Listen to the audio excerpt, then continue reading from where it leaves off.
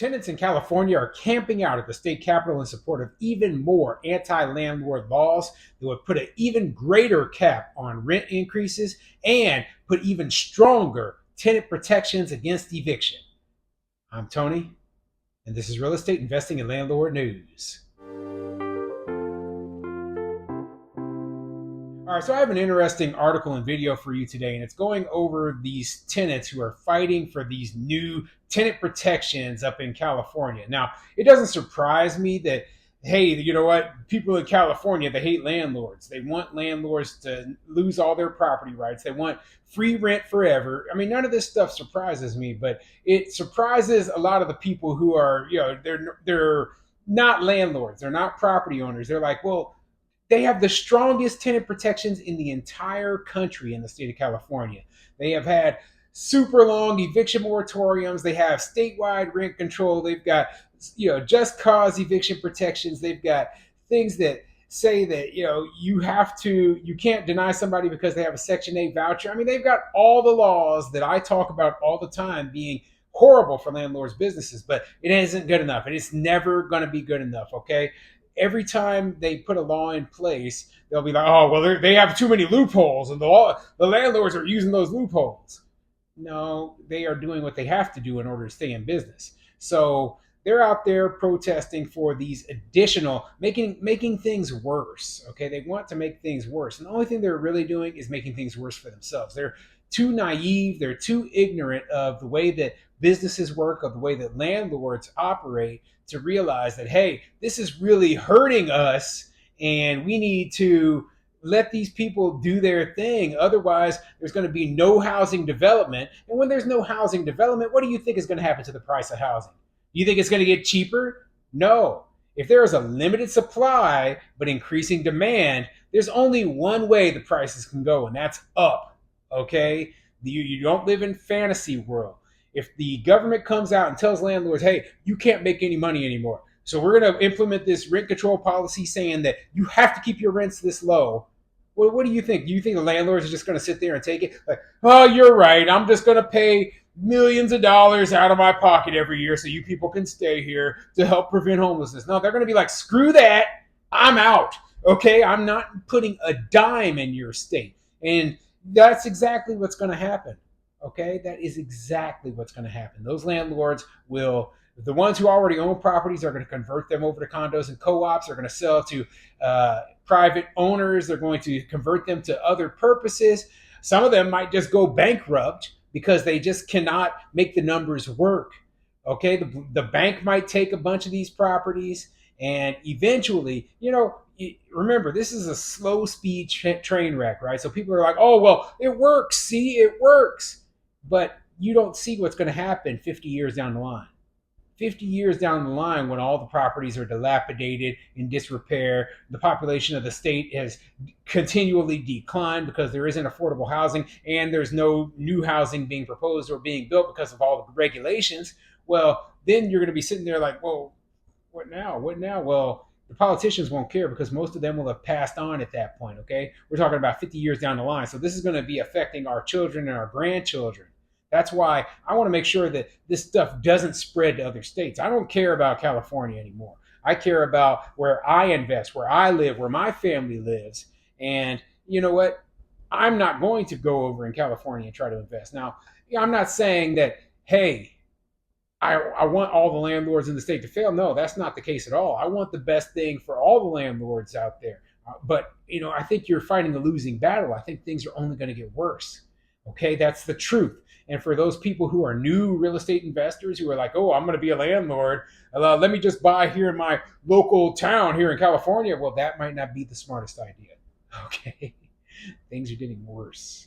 So before I get into the article, go ahead, hit the like and subscribe button, leave a comment down below, and let me know what you think. Do you think things are going to get better in California, or do you think they're going to get continually worse? Do you think these laws are going to get more strict? Do you think these tenants will ever be satisfied, no matter how strict the laws are? I don't. Okay, I believe that they are going to be dissatisfied, and even if the government came in there and expropriated all of the property away from the landlords, and they became this huge socialized housing system that the government owns, I think the tenants still would be unhappy. They'd be unhappy getting free rent, living in a mansion. Okay, that's the way these people are. They want these entitlements, and if it isn't up to their standard, it's just not good enough. Well, the problem is, right, that there's always going to be somebody that no matter what the housing price is, even if it's rock bottom, it's going to be unaffordable to that person. Okay, there's always going to be homelessness. Always. Homelessness is not going to be prevented by telling landlords and private property owners that, hey, you have to foot the bill for these people. That's not going to help either. Okay, it's going to take a lot of effort, and there's so many different factors involved. But blaming private property owners for homelessness is idiotic. So anyway, let's get into this article. This article is coming from kcra.com, and it says, demonstrators hold a campout at the Capitol urging expanded protection for renters from evictions. And this article actually has a video with it showing some of the nonsense that these tenants are doing and saying, right? And let's get into it. A Capitol campout calling on Senate lawmakers to vote in support of a bill that protects renters across the state.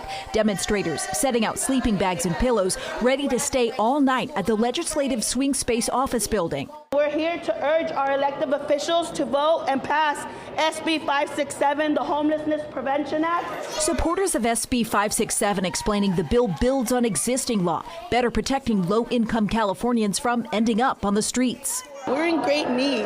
Everybody's always talking about a housing crisis. Oh, there's a housing crisis. There's so many homeless. But how are we going to prevent that if they don't pass SB 567? According to the bill's author, gaps in tenant protection law passed in 2019 leave renters vulnerable. This bill will prevent a lot of people from becoming homeless and living in their cars. Supporters say SB 567 would close loopholes that allow for so-called no-fault just causes for eviction, expand the population of protected tenants, limit allowable rent increases, and provide mechanisms for accountability and enforcement. Many in the crowd explaining how getting this bill passed would help them. It would give communities, it would give parents like myself, it would give families a sense of security. All right, you saw the video. Now let's go over this article. Sacramento, California, a Capitol campout calling on California Senate lawmakers to vote in support of a bill that protects renters across the state brought demonstrators to the Legislative Swing Space office building Wednesday with pillows and sleeping bags in hand. The group was ready to stay all night.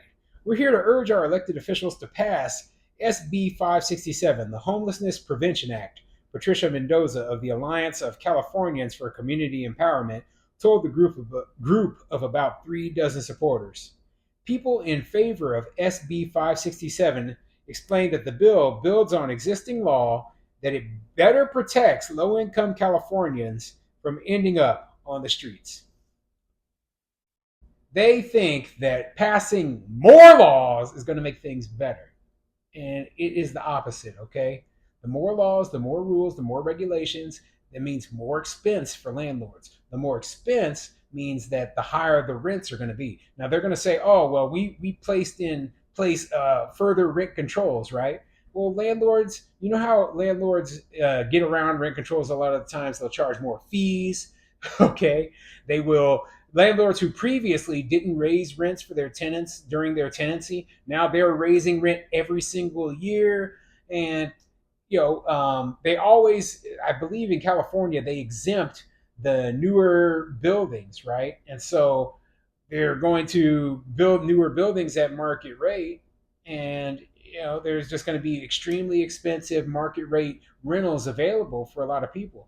And the worst part about rent control is that it is not means tested, okay? Which means that people who make a lot of money can sit there and benefit from rent control, which makes no sense. Makes no sense at all. If we're trying to help people who need affordable housing, shouldn't we focus on those people and those people alone? Why are you helping somebody who makes $500,000 a year keep his rent cheap?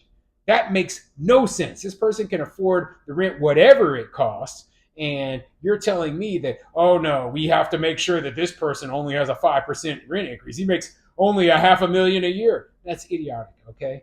So I don't agree with rent control, whether it's for people who make half a million or people who make $5,000 a year. But maybe you would have a little bit better argument if you would just say, hey, this doesn't qualify for people who make over a certain amount of money. And if you do start to make over a certain amount of money, then you lose all your rent control protections from your landlord.